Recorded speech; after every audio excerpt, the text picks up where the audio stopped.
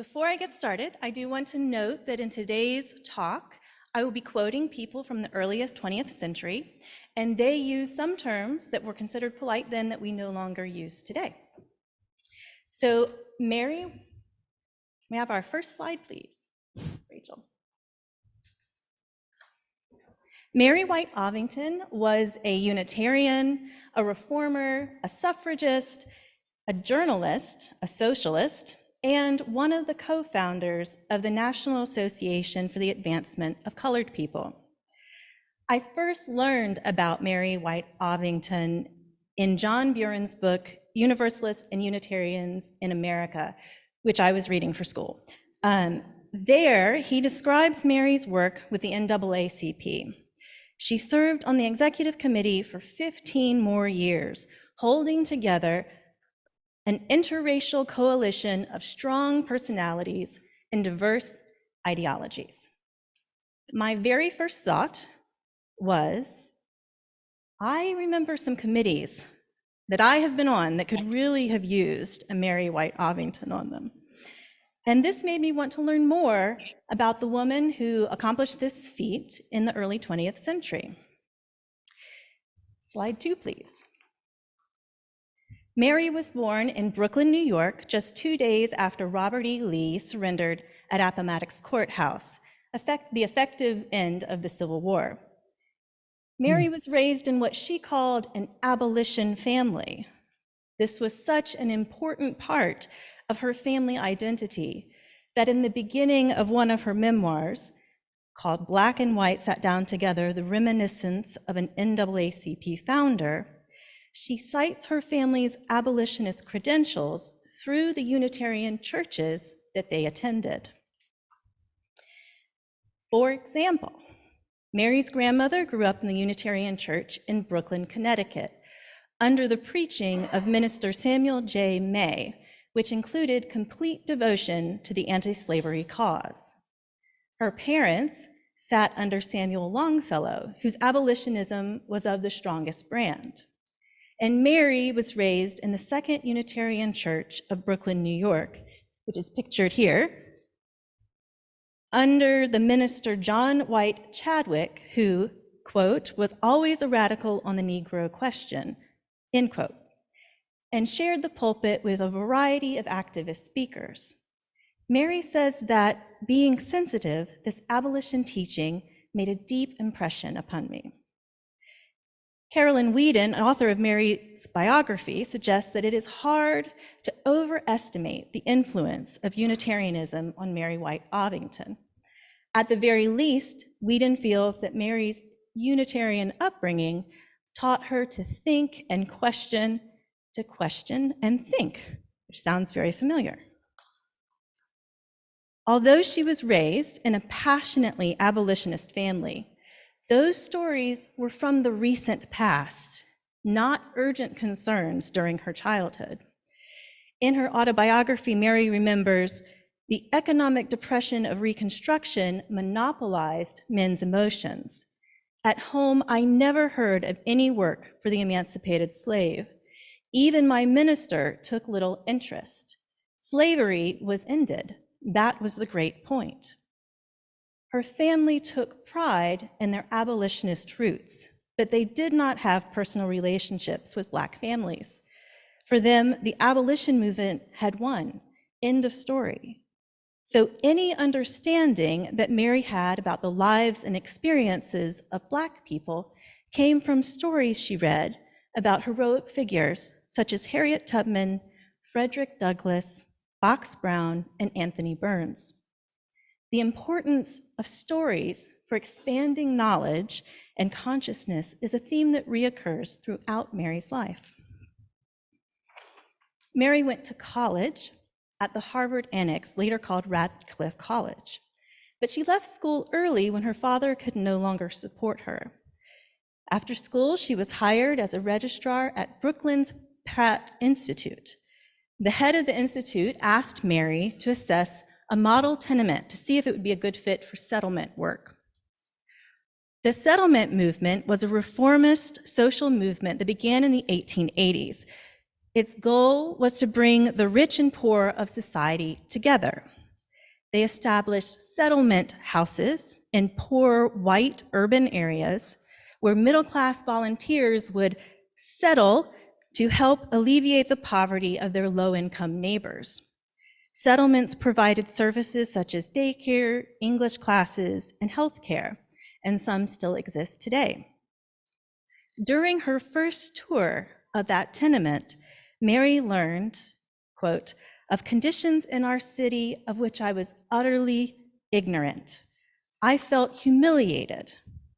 She was embarrassed that she did not know what was happening to the human beings in her own city. For the rest of her life, Mary strove to share this type of insider knowledge with others to broaden the understanding of her peers. This experience led Mary to take a job at the Greenpoint settlement in northern Brooklyn. Slide 3. Mary's awareness of racial issues opened gradually as she encountered some of her literary heroes, such as Frederick Douglass, pictured here. In 1903, Mary heard Booker T. Washington speak at the Social Reform Club in Manhattan. Quote, "I learned that there was a Negro problem in my city. I had honestly never thought of it, that he suffered more from poverty, from segregation, from prejudice than any other race in the city was a new idea to me," end quote. That same year, Mary read W.E.B. Du Bois's book, The Souls of Black Folk, and began corresponding with him. Once she knew there was a problem, she wanted to learn more, to understand. Inspired by these encounters, Mary wanted to start a settlement in a Black neighborhood. The leaders of the Greenwich House settlement were interested, but they wanted more information. They commissioned Mary to do a study of the status of Blacks in New York City. To gather information for her study, Mary got letters of introduction from Washington and Du Bois. She interviewed Black businessmen and professionals from social service organizations, nurses, and clergy. In 1911, Mary published the results of her study in a book titled Half a Man, The Status of the Negro in New York. Next slide, please. In the early 1900s, there were a number of anti-Black riots in cities like New York, Evansville, Atlanta, and Springfield.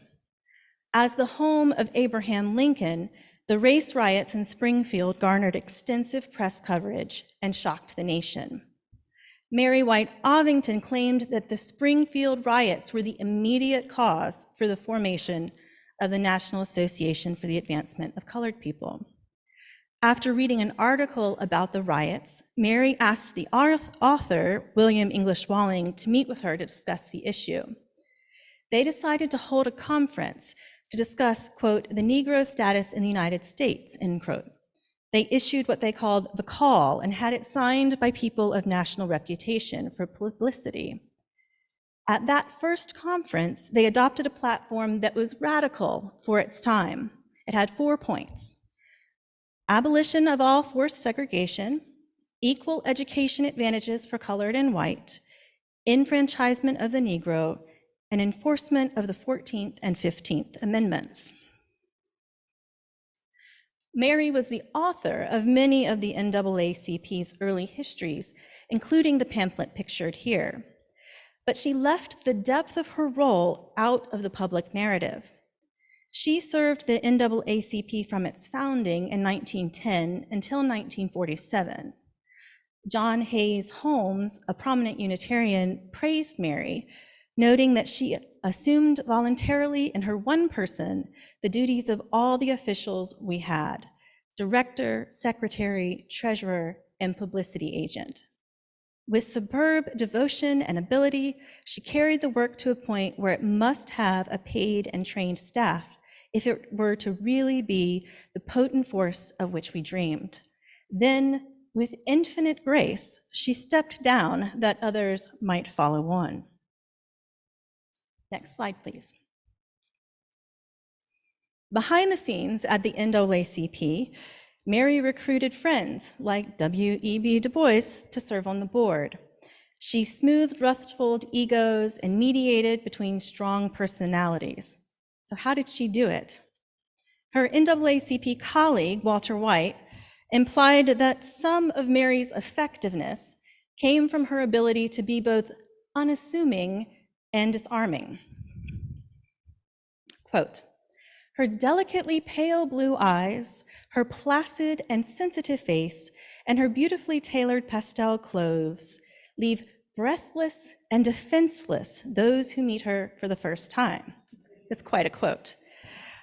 Her biographer, Carolyn Whedon, thinks that Mary used her lack of prominence strategically to get the real work done.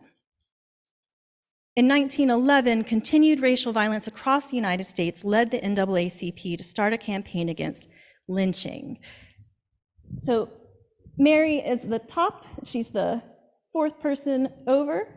This is one of the flags that they raised that they put outside their building to raise awareness about lynching. And then she's the second person down here. The NAACP's commitment to integration became even more critical when President Woodrow Wilson allowed the segregation of the federal government in 1912. This early commitment to integration also sheds light on Mary's falling out with W.E.B. Du Bois in 1934, after 30 years of close friendship. In the early 1930s, Du Bois began calling for voluntary Black segregation, but Mary, influenced by her work in the settlement movement, was adamant that the NAACP stay focused on the goal of integration. Next slide, please. Much of Mary's work was relational: meetings, correspondence, organizing, and interviews. As a journalist, Mary wanted to write about things that took shape in the world, mostly reporting on the accomplishments that she witnessed and the people she met. She claimed that seeds from conversations inspired much of her fiction. Her fiction explored her perceptions of the Black experience. Mary believed so strongly that Black people, especially children, needed to see themselves in literature that she tried to fill that void.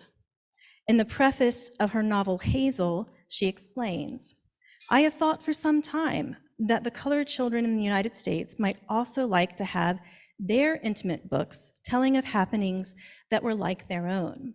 So out of my years of experience among these small friends, I have written this story." Publishers did not think that her first book, Hazel, would sell, but Mary believed in it and published it herself. After Hazel, this middle-class white woman went on to produce and edit some of the first literary anthologies published for Black children. For me, there is tension here between appropriation and appreciation.